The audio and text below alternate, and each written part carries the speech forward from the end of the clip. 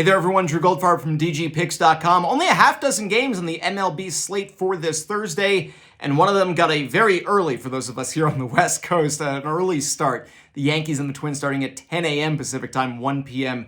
Over on the East Coast, and noon in the Central Time Zone, since the game was in Minneapolis. Let's talk about the other four games. We're going to have extensive breakdowns over on DGPicks.com, also available at patreon.com/Drew Goldfarb, so you can begin your free 7-day trial right now if you want extended breakdowns, because there are 5 games, and there's plus EV on 4 of them.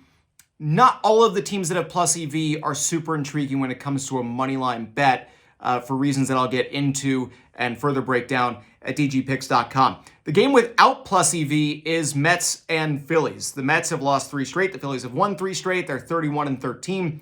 They are easily the better team with a plus 72 run differential on the season. The Mets, meanwhile, minus 9 for their run differential this season. They've lost 3 in a row. They're 4 games below 500. ESPN Analytics says that basically these are pretty evenly split odds as far as where the juice lies from side to side. No plus EV compared with the computer models.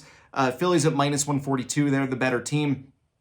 I would say that I'd be leaning in that direction. Taijuan Walker is not the greatest ERA this season, but he is 3-0. Jose Quintana, his ERA is worse by almost a full run and is 1-4 on the season. So Philadelphia would be my pick on that game. Rays and Red Sox is a moneyline toss-up, minus 108 on both sides of this line, and a pretty decent pitching matchup for this game as well. You've got 2 starting pitchers with a combined ERA of just over 5. You got 3.02 and 2.10 respectively between the Rays and Red Sox probable pitchers.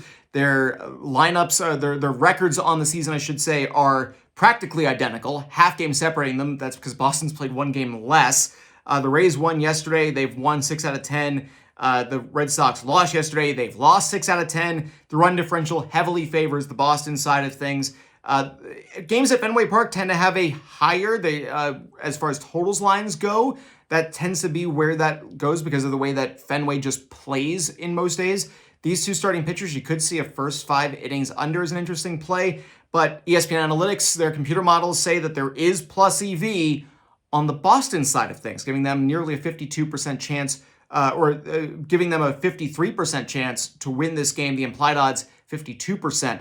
On the Boston side, and actually on the Tampa side also, since it's minus 108 on either side. So that's the way the math says to play it, would be taking the Boston Red Sox, the first 5 innings under. Also an interesting way to approach this one. As for the other 3 games, Pirates, Cubs, Athletics, Astros, Reds, Dodgers, you're going to have to start your free trial at DGPicks.com to see my breakdown of all 3 of those. There is a huge plus EV play available in one of those 3 games. Begin your free 7-day trial, and you can see that and a breakdown and plenty more. Because we talk baseball, we talk hockey, we can talk whatever you want. We'll be doing it throughout the week, throughout the month, throughout the year. DGPicks.com or patreon.com/Drew Goldfarb. See you there.